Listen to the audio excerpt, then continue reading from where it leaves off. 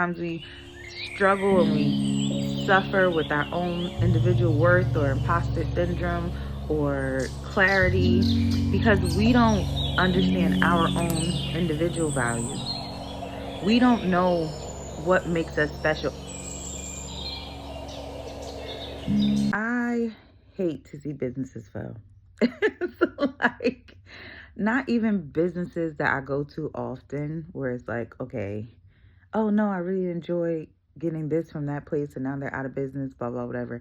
Just in general. Recently, I was scrolling through my Instagram to the pages that I've been following, and I follow a lot of businesses because of the work that I have been doing for so many years with the social media marketing and the event marketing and the fundraising. So I was going through just because I like to occupy my time with strange things.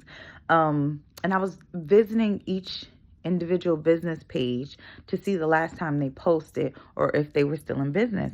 And so many of them, especially following the pandemic where everybody was getting this surge of customers and income, and whether it was loans or whatever, it was a moment for them, but it was not sustainable for them. And it really helped me to realize this message that has been so prevalent recently in my own life about value. Okay, you started a business, the business didn't work out. But there are so many times that businesses could continue if they knew why people supported them. And I think a lot of us don't know what makes us special, us as individuals, but then also as business owners, of course. I look through everything from this marketing lens. So I'm always like, oh, you're special because this. I think about when I would go to my content creation sessions and people would say, oh, you know, I want to highlight this or showcase this. But from my perspective, I'm looking at it like that is not why people like you. That is not what makes you special. But these people are paying me, so I just have to do what they ask me to do. If you don't know why people are coming to you for what they're coming to you for, it becomes difficult to maintain.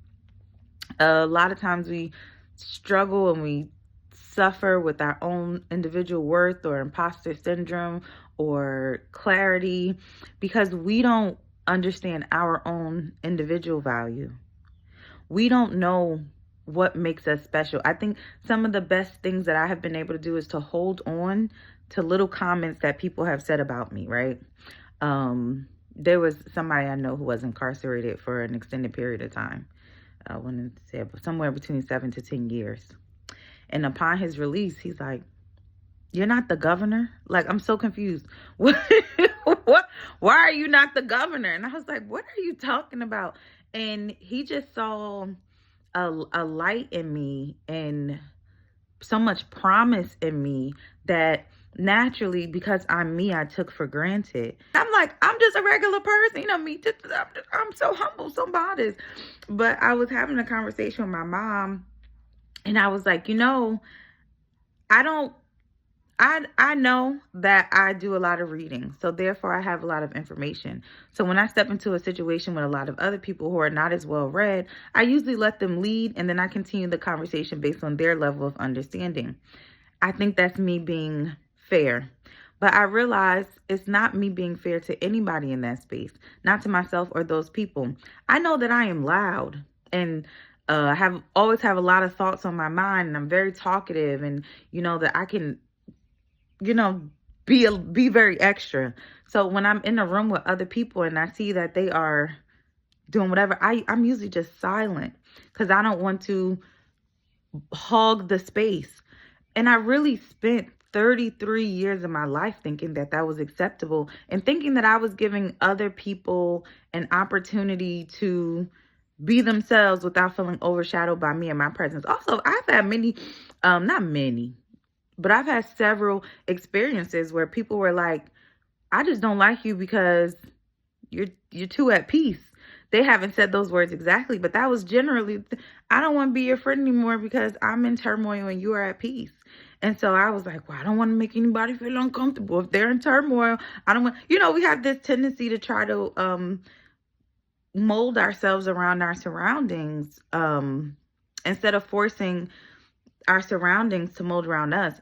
If I am the best, if I am the smartest, if I am the brightest in this space, by me not shining that light fully, I'm not making other people feel more comfortable in the way that I think that I am. I'm actually robbing them of the experience to realize that there's a new height that they can reach.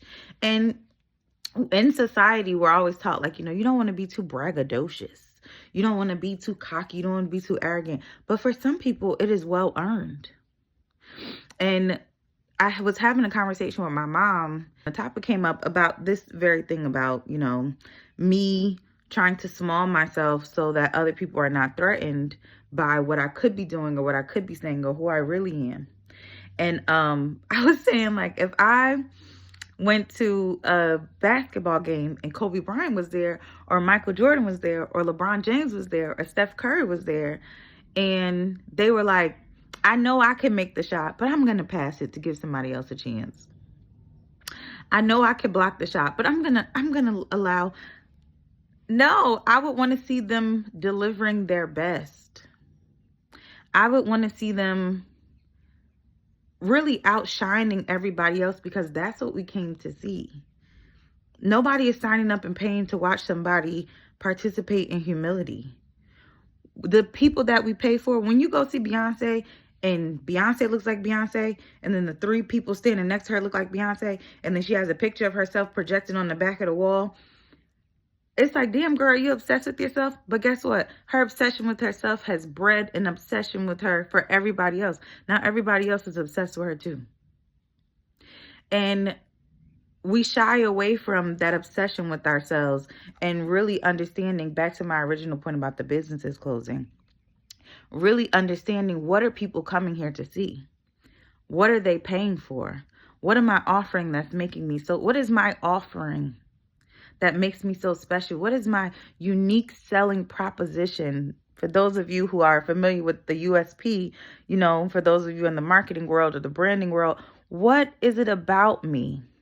My mom said something, look, I don't know if y'all be speaking to your, I'm going to call my mother elder, she's going to be mad, but any opportunity I have to just gain wisdom from somebody else, and sometimes it's hard. Sometimes she's talking to me on the phone and she don't know I'm sitting on the other side of the phone crying. Not because she's being mean, but she's just telling me something that I was not necessarily prepared to hear. I like to hear, you're right. You be right all the time. But sometimes when somebody is giving you truth, even if you don't want to hear it, if you sit through it, it will resonate for you. You don't have to take all of it, because everyone's opinion is covered in their own perspective and their own experiences, and your perspective and your experiences are unique. But if you do allow wisdom to be wise, she said to me, you don't seem to know that not only do you have access to people with money, but there's something about you. People like giving you money, and people trust that you can make the money. Because I was like, I don't know what I'm in this for. I don't know what I'm doing. I don't know where I'm supposed to go. And she's like, she's speaking from a financial standpoint, because at the time we were talking about finances, but she's like, you're the only person I know who will get up and walk out of a high paying, perfect job that you pray for and that you created in your mind that manifests into reality, become unhappy, walk away, and not worry about how you're going to feed your children. I said, well, my money has never been an issue for me. I've never been in a situation where I haven't had access to capital, or I haven't been able to get it, or I know what I'm capable of, so I don't worry about that. And she said, that is not normal. People kill themselves when they lose their job. That is not normal. That is a gift. And I was like, oh, okay. Like, I never saw it that way. But me being me, and sometimes it's hard to see yourself through your own eyes. And it's important to compile other people's stories about you and the feeling they have about you to better understand yourself. And I think a lot of times, not only are we selling ourselves short, but we're selling ourselves wrong. The things that we think people like me because I'm light skinned. You know what I'm saying? People like me because I'm cute. People like me because I'm a single mom. People like me because we'll put those things in the forefront. And they have nothing to do with why people are there. I have people who hit me up from 10, 20, 30, 40 years ago. Okay, nobody has hit me up 40 years ago. I wasn't born. But I have people who hit me up who haven't seen me since I was in like the second or third grade. And they'll ask me for advice, or they'll ask me for a favor, or they'll put their trust in me, and I'm like, but they have seen in me something that I have not recognized in myself since day one. And it's good to take inventory not only of what you are capable of, but what other people trust you with, because that's a capability that you have that you might not recognize. And then also on the flip side, what do people not ask you to do? When do people not reach out to you? Then that's something that you can work on, but don't focus too much of your time and your attention on things that are not naturally, easily great for you. I think we spend so much time trying to learn new things that we are not good at instead of spending our time mastering what we're already okay at. If you're okay at something, master it. Take it to the next level. You know what I mean? And really focus your attention on that. Wow, there are some people who might feel like they don't offer anything to anybody. Oh, I'm not very smart, I'm not very skilled, I'm not very funny, I'm not particularly attractive, but are there people in your life? Anybody? What do they say about you? Because no man is an island. No man is an island. So we are all in communication and in contact with others. What is their perception of us? And what does it mean? And when they speak to us and when they avoid us for certain things and when they come to us for other things, why? And so when I was looking at these businesses, y'all like my little fro. When I was looking at these businesses that had closed down, I'm like, I could see exactly why this business closed. Some of them closed because I reached out to them and said, look, let me help you with this or that. And they said no, because it takes money to make money. But it's like they couldn't see the forest for the trees, And that's really, really unfortunate. And as I study the wealthiest people in the country, as I study the biggest businesses, because if you look at my Google searches, it's always like, what Instagram page has the most followers? I think it's like Cristiano Ronaldo or something. Or I'll look like, what TikTok has the most followers? What YouTube channel has the most subscribers? What business is making the most money? I love most. I love most and least. What do white people spend their money on? What do black people spend their money on? What do poor people spend their money on? Me and ChatGPT, me and all the AI, me and Google, me in the search engines. I know they'd be like, this heifer is weird, but I like to compile data. So when I look at the people who are consistently thriving and really using our resources to fund themselves, whether it be the president or the administration or the people who are thriving in capitalism. When I look at that data, one thing I know to be absolutely true time and time again, through in and throughout, they don't necessarily have a good understanding of themselves, but they know you very, very well. They have studied their consumer so aggressively well that even their missteps become financially beneficial to them, where even their bad press is good press.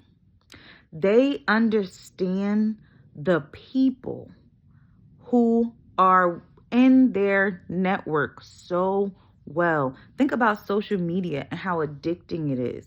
Think about crack and how addicting it is. How could somebody know that you would become addicted to something if they were not studying? Why do you think that that's what in this country we call it pay attention, where in other countries they say give me your attention or lend me your ear.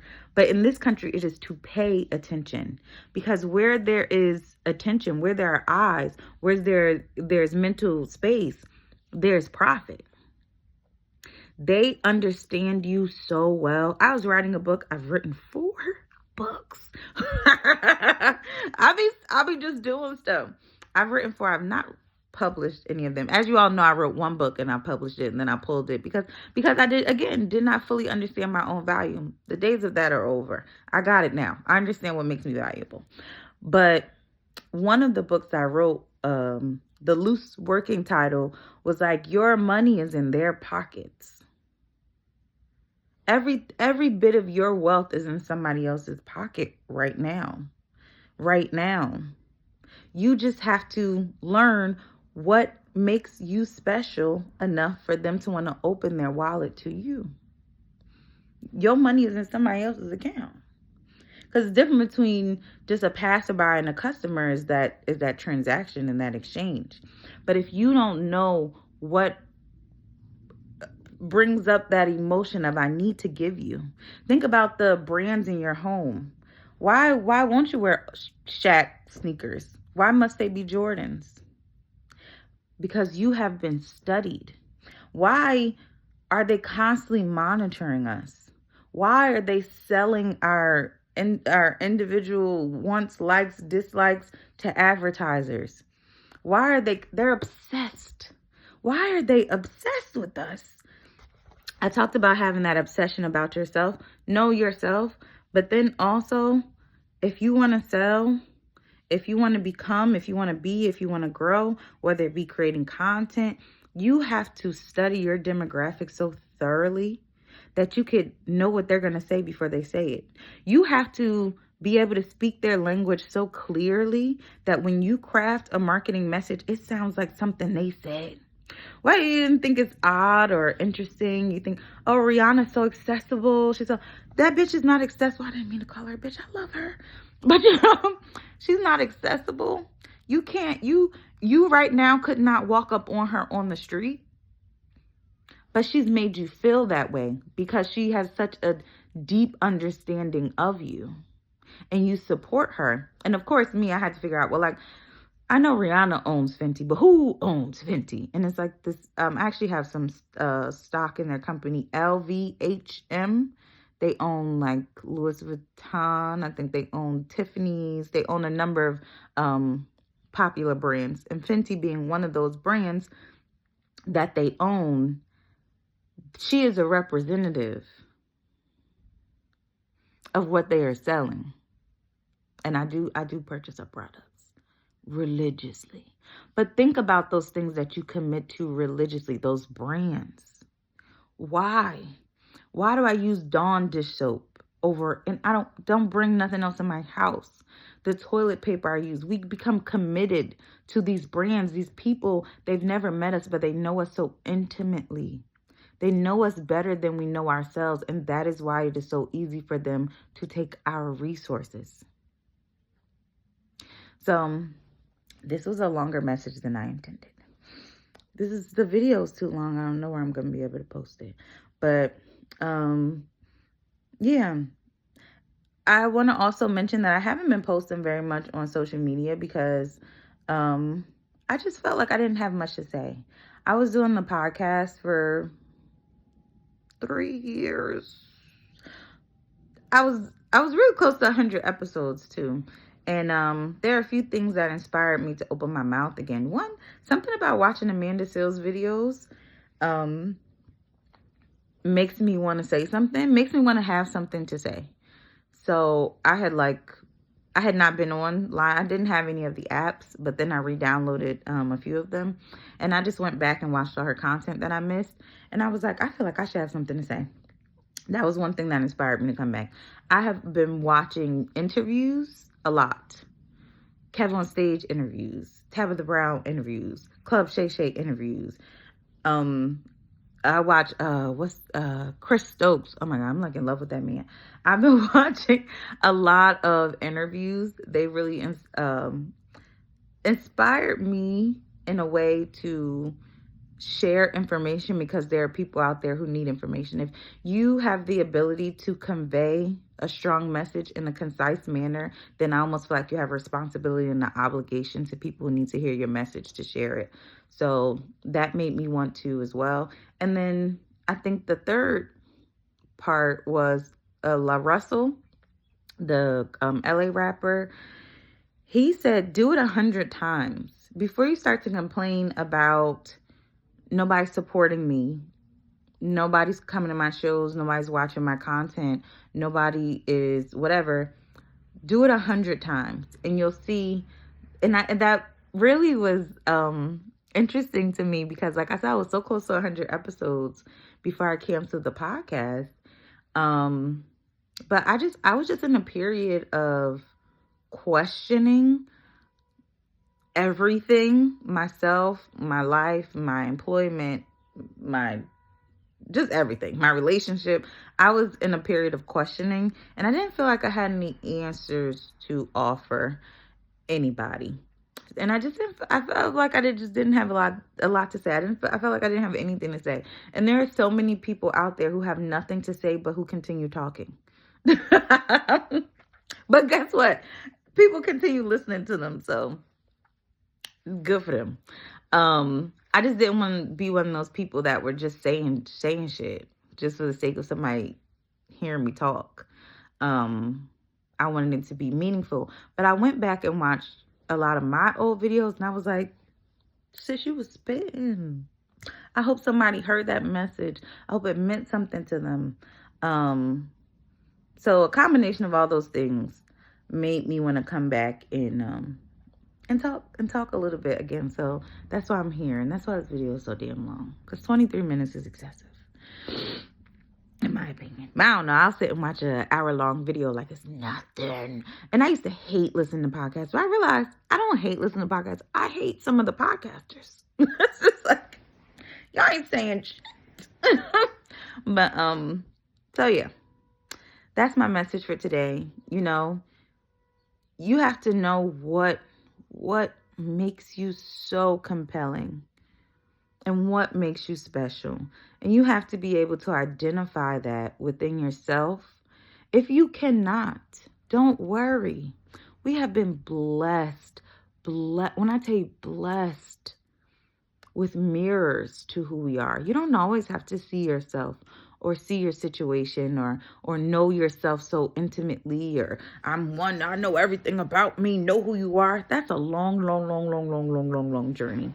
But there are people out there who are seeing you, who are telling you who you are, what made you that way, how you respond. They're showing you, whether that be your children, your parents, your spouse, your ex, your friends. They are showing you. It could be your boss. It could be your enemy. They are showing you and they are telling you who and why and what. And they're reiterating things for you that you might not have been able to see for yourself.